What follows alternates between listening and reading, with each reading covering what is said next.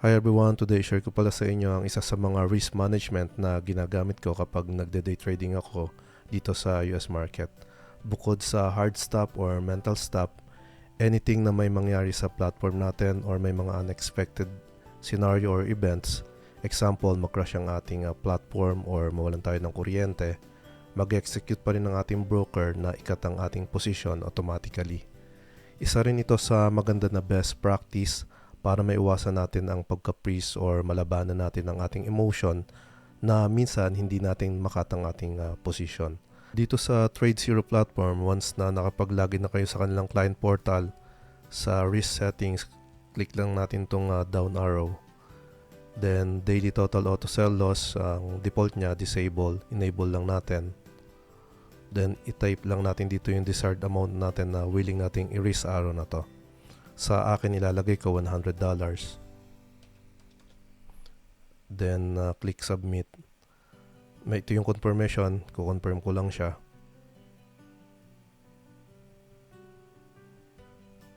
So once na na-confirm na natin itong ating daily auto sell loss, pwede na nating buksan yung ating platform na TradeZero.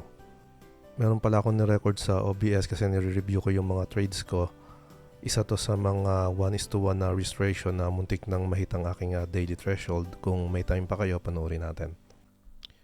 Ito yung recorded video ko ng OBS at ang setup ng aking TradeZero. Meron akong 1 minute, 5 minutes daily saka yung chart ng QQQs or Nasdaqs.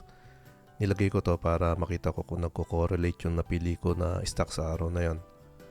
Then before ako mag-start ng trade, computed ko na yung position size saka yung spread or galaw ng stocks na napili ko.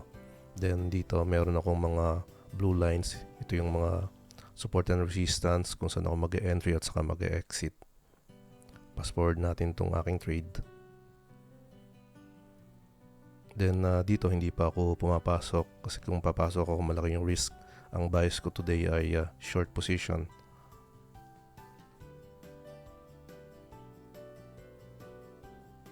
Then dito pumasok na ako. Ito yung aking risk level. Then kung makikita nyo dito sa right side, kahit mag-overshoot siya dito sa blue line, meron pa rin akong leeway or hindi masusuffocate yung trade ko. Hindi pa ako magka-cut loss. Then pabayaan ko lang siyang gumalaw.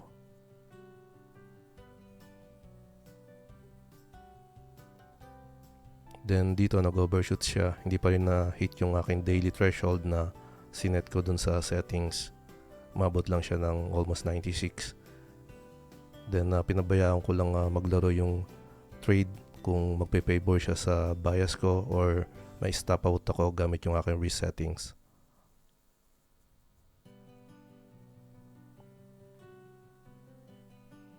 Then dito confident na ako kasi gumagawa na siya ng lower high.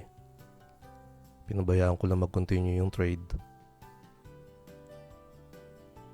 Then kung mapapansin nyo, hindi niya na binabalikan yung mga previous candle or hindi na siya nagbe-break dun sa previous candle.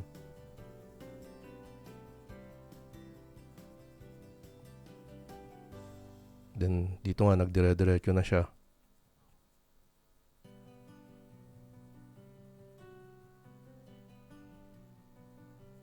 Then dito in-exit ko na yung aking position kasi may nakita na akong exit signal based sa aking strategy.